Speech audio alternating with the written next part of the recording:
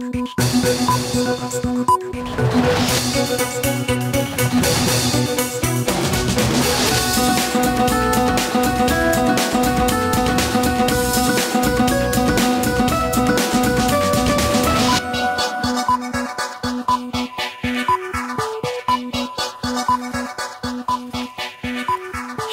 পবিত্র ঈদুল আজহার শুভেচ্ছা। স্বাগত রাতের মাছরাঙা সংবাদে। আপনাদের সঙ্গে আছে আমি সাবরিনা হাসনাত। শুরুতে গার্ডিয়ান লাইফ ইন্স্যুরেন্স সংবাদ শিরোনাম। ত্যাগের মহিমায় সারা দেশে পবিত্র ঈদুল আজহা উদযাপন। প্রধান ঈদ জামাতে দেশ ও জাতির সমৃদ্ধি কামনা করে বিশেষ মোনাজাত। ভারী বর্ষণ ও পাহাড়ি ঢলে সিলেট ও সুনামগঞ্জের নিচু এলাকা প্লাবিত। বাসা বাড়িতে উঠেছে পানি। ঈদের জামাতে যেতে পারেননি অনেকেই।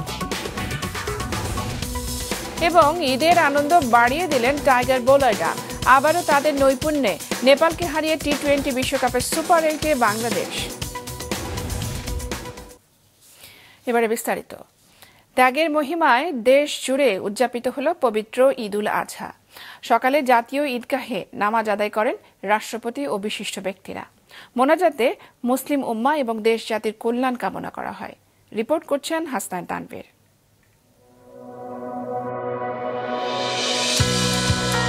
ঈদের দিন সকাল, ধনী গরিবের বৈষম্য ভুলে কাঁধে কাঁধ মিলিয়ে ঈদের জামাতে সামিল হতে সবারই গন্তব্য জাতীয় ঈদগাহ ময়দান। অনেকেই সঙ্গে নিয়ে এসেছেন প্রিয় সন্তানটিকে, কেউ বা পুরো পরিবার। মসজিদে নামাজ পড়া চাইতে খোলা মাঠে জাতীয় ঈদগাহ নামাজ পড়বে, এটার একটা আলাদা আনন্দ বহন করে। আল্লাহ যাতে সবার নামাজ কবুল করে, আমাদের নামাজ যাতে কবুল করে, সবাই যাতে আল্লাহ ভালো রাখে। সকাল 6:30টার পর থেকে সারিবদ্ধভাবে ঈদগাহে প্রবেশ শুরু হয়। জামাত শুরুর আগেই পরিপূর্ণ হয়ে যায় জাতীয় ঈদগাহ। বরাবরের মতো এবারও আলাদা ব্যবস্থায় জামাতে সামিল হন নারীরাও। আমি প্রতি বছরই নামাজ পড়ি এখানে। ঈদের নামাজ আদায় করার জন্য আসছি, তো আমার মেয়েকে নিয়ে এবার প্রথম ঈদ। বাসায় থাকলে তো মহিলাদের নামাজ পড়া হয় না, বিভিন্ন কাজে এঙ্গেজড হয়ে যায়, আসতে পারে না। এজন্য এই জামাতের নামাজটা আমার মনে হয় খুব ভালো।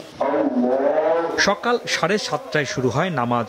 অংশ নেন রাষ্ট্রপতি সহ মন্ত্রিপরিষদ সদস্য, রাজনীতিক, কূটনীতিক সহ বিভিন্ন শ্রেণী পেশার মানুষ।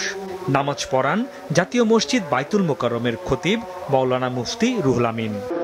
নামাজ শেষে মোনাজাতে দেশের শান্তি, সমৃদ্ধি ও পরিবার পরিজনের সুস্থতা কামনায় দোয়া করেন মুসল্লিরা। এদিকে বাইতুল মোকাররম জাতীয় মসজিদে সকাল 7:30টা থেকে 11:15টা পর্যন্ত 5টি জামাতে অংশ নেন হাজারো মুসল্লি। সকালে আমার নামাজ পড়তে অনেক ভালো লাগছে। সবাইকে মুবারক। পরে পুরো ঈদগাহ ময়দান পরিণত হয় উৎসবের মাঠে। ত্যাগ আর আত্মশুদ্ধির বার্তা নিয়ে বছর ঘুরে ফিরে এসেছে পবিত্র ঈদুল আজহা। ঈদের এই দিনটিতে ব্যক্তি জীবনের দুঃখ দুর্দশা আর ধনী গরিবের বৈষম্য ভুলে যাওয়ার দিন। ঈদের নামাজ আদায় শেষে মুসল্লিরা আল্লাহকে রাজি খুশি করতে সামর্থ্য অনুযায়ী পশু কোরবানি দেন। সেই কোরবানি যেন আল্লাহ তাআলা কবুল করেন, এই প্রত্যাশা মুসল্লিদের। হাসনাইন তানভীর, মাছরাঙা সংবাদ, ঢাকা। সারা দেশে ভাব গাম্ভীর্যের মধ্য দিয়ে অনুষ্ঠিত হয়েছে ঈদুল আজহার নামাজ। সকাল 9টায় কিশোরগঞ্জের ঐতিহ্যবাহী শোলাকিয়া মাঠে অনুষ্ঠিত হয় ঈদুল আজহার 197তম জামাত। দেশ ও জাতির মঙ্গল ও বিশ্ব শান্তি কামনায় মোনাজাত করা হয়। দিনাজপুরের গোড়ে শহীদ ময়দানে ঈদের জামাতে এবার 3 লাখেরও বেশি মুসল্লি নামাজ আদায় করেছেন। পাবনায় সকাল 8টায় ঈদের সবচেয়ে বড় জামাত অনুষ্ঠিত হয়েছে আরিফপুর সদর গোরস্থান মাঠে। রংপুরে মডেল মসজিদ এবং বিভিন্ন ঈদগাহে নামাজ অনুষ্ঠিত হয়। এছাড়া মানিকগঞ্জ, পটুয়াখালী, নেত্রকোনা ও খাগড়াছড়ি সহ সারা দেশে অনুষ্ঠিত হয় ঈদুল আজহার জামাত। ঘূর্ণিঝড় রিমালে ক্ষতিগ্রস্তদের পাশে দাঁড়াতে সবাইকে আহ্বান জানিয়েছেন রাষ্ট্রপতি মোহাম্মদ শাহাবুদ্দিন। ঈদুল আজহা উপলক্ষে বঙ্গভবনে শুভেচ্ছা বিনিময় অনুষ্ঠানে একথা জানান তিনি। অন্যদিকে গণভবনে আওয়ামী লীগ ও সহযোগী সংগঠনের নেতৃবৃন্দের সাথে শুভেচ্ছা বিনিময় করেন প্রধানমন্ত্রী শেখ হাসিনা। আরও জানাচ্ছেন ইফতিশাম নাসিম মৌ। ঈদুল আজহা উপলক্ষে বঙ্গভবনে আয়োজিত শুভেচ্ছা বিনিময় অনুষ্ঠানে যোগ দেন বিচারক, কূটনীতিক, রাজনীতিবিদ, সাংবাদিক সহ বিশিষ্ট ব্যক্তিরা। সকাল 10:30 থেকে বেলা 12টা পর্যন্ত চলে এ অনুষ্ঠান। বঙ্গভবনে আগত অতিথিদের শুভেচ্ছা জানান রাষ্ট্রপতি মোহাম্মদ শাহাবুদ্দিন এবং তার সহধর্মিণী ডক্টর রেবেকা সুলতানা। ঈদুল আজহার আত্মত্যাগের মর্মবাণী অন্তরে ধারণ করে বিশ্বব্যাপী চলমান অস্থিরতা এবং যুদ্ধ বিগ্রহ ত্যাগ করে মানবতা চর্চার আহ্বান জানান রাষ্ট্রপতি। সাথে সাম্প্রতিক ঘূর্ণিঝড় রিমালে ক্ষতিগ্রস্তদের পাশে দাঁড়াতে সবাইকে আহ্বান জানান তিনি। সম্প্রতি শক্তিশালী ঘূর্ণিঝড় রিমেলের আঘাতে উপকূলীয় অঞ্চলে ব্যাপক ক্ষয়ক্ষতি হয়েছে। অনেকেরই ইচ্ছা থাকলেও কোরবানি করতে পারছে না। সমাজের দারিদ্র্য পীড়িত ও সুবিধা বঞ্চিত মানুষদের সাথে ঈদের আনন্দ ভাগাভাগি করতে এবং তাদের পাশে দাঁড়াতে আমি দেশের বিত্তবান ও সচ্ছল ব্যক্তিবর্গকে এগিয়ে আসার আহ্বান জানাচ্ছি।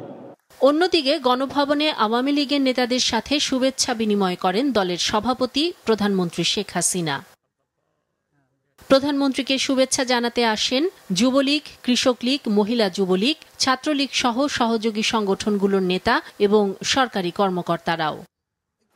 এছাড়া ঈদুল আজহা উপলক্ষে মুক্তিযোদ্ধা পুনর্বাসন কেন্দ্রে যুদ্ধাহত মুক্তিযোদ্ধা এবং শহীদ মুক্তিযোদ্ধাদের পরিবারের সদস্যদের কাছে প্রধানমন্ত্রীর পক্ষ থেকে ফল ও মিষ্টি পাঠানো হয়। ইফতিসাম নাসিম মৌ, মাছরাঙা সংবাদ, ঢাকা। রাজধানী থেকে কোরবানির বর্জ্য দ্রুততম সময়ের মধ্যে সরিয়ে নিতে কাজ করছে ঢাকা উত্তর ও দক্ষিণ সিটি কর্পোরেশন। ডিএনসিসি জানিয়েছে রাত ৮টার মধ্যে তারা কোরবানির সব অর্থাৎ ১০,৩৭৪ মেট্রিক টন বর্জ্য অপসারণ করেছে।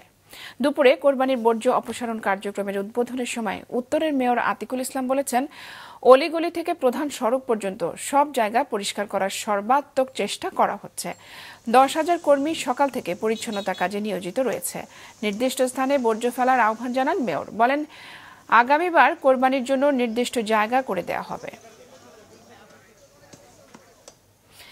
ঈদুল আজহা উপলক্ষে আজ পরিবার পরিজন নিয়ে রাজধানীতে ঘুরে বেড়িয়েছেন অনেকেই। বদ্ধ জায়গার চেয়ে কোলাহলমুক্ত খোলা জায়গায় ছিল তাদের পছন্দের তালিকায় শীর্ষে। আনোয়ার হোসেনের ক্যামেরায় আরো জানাচ্ছেন তাবাসসুম আহমেদ। এক অপরিচিত ঢাকা, নেই হর্নের শব্দ, যানজট। ঈদুল আজহা উপলক্ষে রাজধানী যেন সেজেছে ফাঁকা ঢাকার রূপে।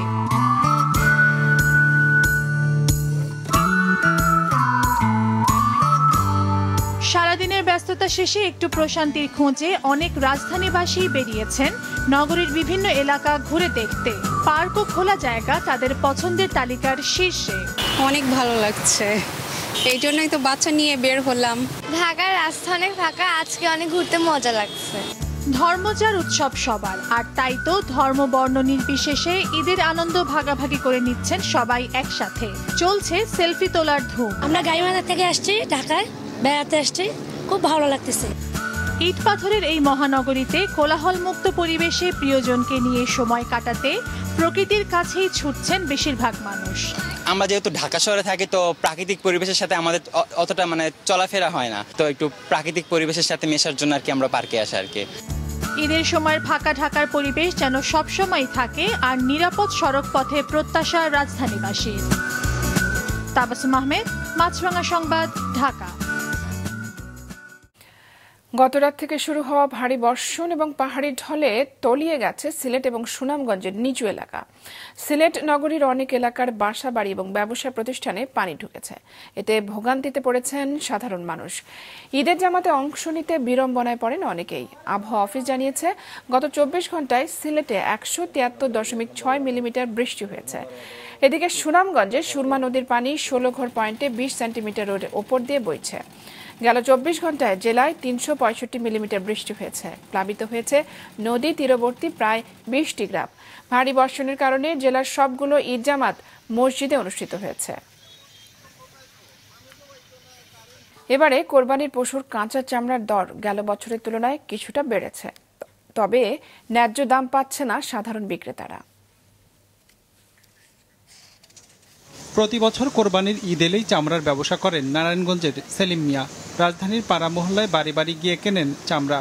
গেল বছরও তিনি ৩৫,০০০ টাকা দিয়ে ৮০টি গরুর চামড়া ক্রয় করেছিলেন। এবারও এসেছেন শ্যামলী সোসাইটিতে, ৩০টি চামড়াও কিনেছেন ১৫,০০০ টাকায়। আমি এখন আপাতত কিনছি ৩০টা, ৫০০ করে। শুধু মৌসুমি ব্যবসায়ী নয়, চামড়া সংগ্রহের প্রতিযোগিতায় মাঠে রয়েছে মাদ্রাসা আর এতিমখানাগুলোও।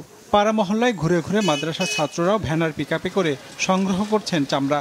আমরা যারা খুচরা বিক্রেতা আমরা আগের মতোই, আমাদের কোনো বাড়তি পাচ্ছে না। সব জায়গায় বলতেছে 700, 750, 800 টাকা। চামড়া সংগ্রহের পরের ধাপে অলিগলির এসব চামড়া চলে আসে এলিফ্যান্ট রোডে। রাজধানীর ব্যস্ততম এ সড়ক পরিণত হয় চামড়ার অস্থায়ী বাজারে। সেখানেই পোস্তার আড়তদার আর ট্যানারি মালিকরা ছোট ব্যবসায়ীদের কাছ থেকে কেনেন চামড়া, দাম নিয়ে চলে দরাদরি। 1000 চাইছিলাম, কম দিল না তো।